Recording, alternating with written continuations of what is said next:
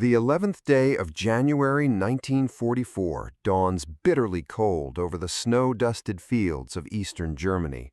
At 28,000 feet, the sky is a brilliant, unforgiving blue, a stark contrast to the sprawling armada of four-engined American bombers carving thick white contrails across the stratosphere. Major James Howard sits inside the claustrophobic cockpit of his P-51B Mustang, the rhythmic thrum of the Packard-Merlin engine a constant vibration through his flight suit. Beneath him, the patchwork of the European continent slips away, but his eyes are fixed on the skies ahead. Suddenly, the radio crackles to life with frantic warnings. A swarm of twin-engined Messerschmitt 110s and single-engined Focke-Wulf 190s plunges out of the sun, their cannons sparkling with lethal intent. Howard looks for his squadron, only to realize that tactical maneuvers have separated him from his men. He is entirely alone. Instead of retreating, Howard pushes his throttle forward, the supercharger engaging with a mechanical whine, and dives directly into the center of the German formation. For the next 37 minutes, a single fighter aircraft engages up to 30 enemy interceptors in a dizzying, breathless display of aerial combat. He strikes first at a Messerschmitt, his 4 half-inch machine guns tearing through its wings, before pivoting to pursue a Focke-Wulf. He chases them through clouds, dives beneath the bomber formation, and climbs back into the sun, defending the vulnerable B-17 flying fortresses with ferocious determination. By the time his ammunition runs dry and his fuel gauges dip dangerously low, Howard has single-handedly disrupted the entire German assault, claiming 6 confirmed kills and damaging several more. It is a feat of arms that will earn him the Congressional Medal of Honor, but more importantly, it marks the exact moment that fighter doctrine changes forever, proving that a single long-range Escort can dominate the skies deep within enemy territory. In order to understand why this 37-minute engagement is so revolutionary, one must look at the devastating crisis gripping the Allied strategic bombing campaign in the months leading up to 1944. The United States Army Air Forces are entirely committed to the doctrine of daylight precision bombing, believing that heavily armed bombers flying in tight combat boxes can defend themselves against enemy fighters without the need for escort. It is a catastrophic miscalculation. In the autumn of 1943, the skies over Germany become a slaughterhouse for Allied air crews. During the infamous second raid on Schweinfurt on the 14th of October 1943, 60 out of 291 B-17 bombers are shot down, a loss rate of over 20%, with dozens more damaged beyond repair. Existing Allied fighters simply lack the range to protect the bombers to their targets and back.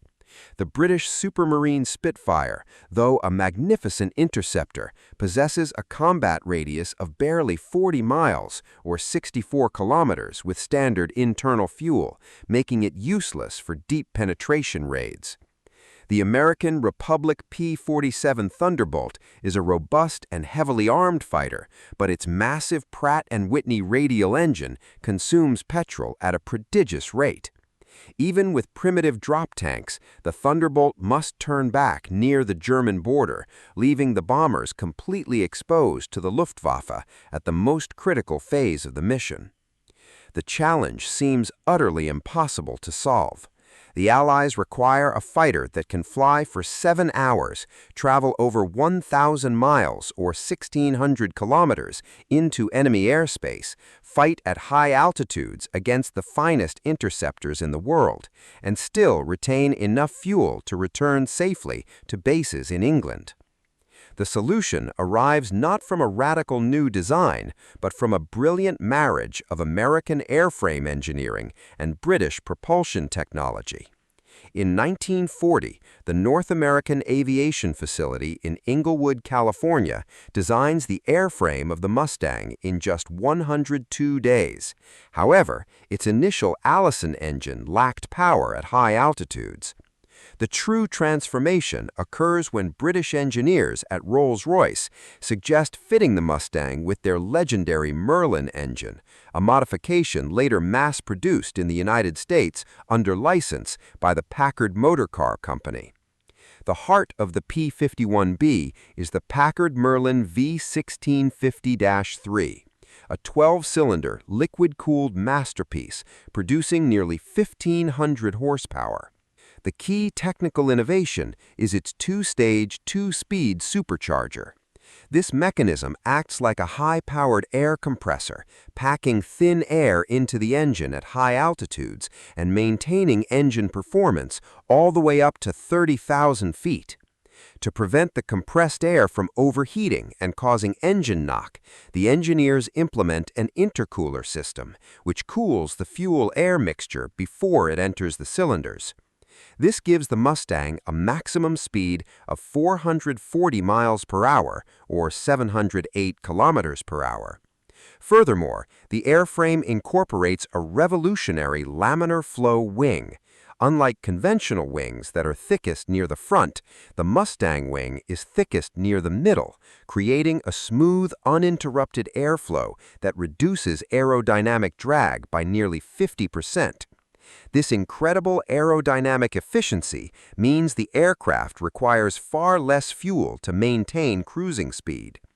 To extend the range to the absolute limit, an 85-gallon or 322-liter self-sealing fuel tank is crammed directly behind the pilot's seat, bringing total internal capacity to 269 gallons or 1,018 liters.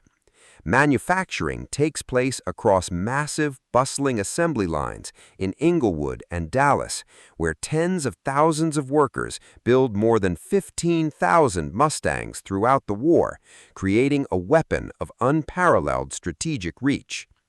The operational deployment of the Merlin-powered Mustang immediately shifts the balance of power over occupied Europe.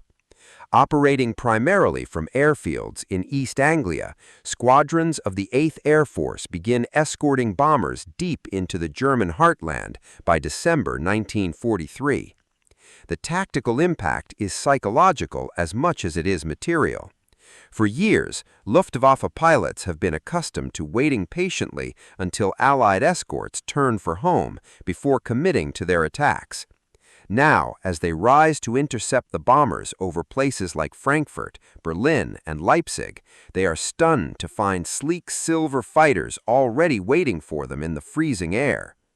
The atmosphere inside these long-range missions is one of grueling endurance. Pilots sit strapped into their narrow cockpits for 7 hours at a time, enduring sub-zero temperatures that freeze oxygen masks and turn water bottles to solid ice, all while scanning the horizon for the telltale black specks of enemy interceptors. The psychological impact on German forces is devastating. Reich Marshal Goering later remarked that when he saw Mustangs flying over Berlin for the first time, he knew the war was lost. While official combat logs are meticulously kept, exact numbers of daily encounters remain difficult to verify due to the chaotic nature of high-speed dogfights, where multiple pilots often claim the same enemy aircraft. Nevertheless, the presence of the Mustang provided an unbreakable protective umbrella, allowing the Allied strategic bombing campaign to continue unabated through the critical months leading up to the invasion of Normandy. If you are finding this historical breakdown interesting, a quick subscribe to the channel helps more than you know, allowing us to bring you more deep dives into the technology that shaped our world. When compared to contemporary aircraft, the unique superiority of the P-51 Mustang becomes even more apparent. Its primary German adversary, the Messerschmitt Bf-110G, is a superb dogfighter with an excellent rate of climb, but it suffers from a terribly short range, limiting its ability to pursue bombers or conduct prolonged combat operations. The Focke-Wulf is heavily armed with four 20mm cannons, dwarfing the Mustang's four 50-caliber machine guns, but the Focke-Wulf struggles at altitudes above 20,000 feet, precisely where the American bombers fly. Even compared to Allied alternatives like the Lockheed P-38 Lightning, the Mustang holds distinct advantages. The twin-engined Lightning is an excellent long-range fighter, but it's vastly more expensive to manufacture, requires twice the maintenance, and suffers from severe cockpit heating issues in the freezing European skies. The Mustang, weighing roughly 9,500 pounds or 4,300 kilograms fully loaded, achieves with one engine what other designs require two to accomplish. It combines the agility of a point defense interceptor with the range of a medium bomber. This superior design efficiency is not lost on the enemy.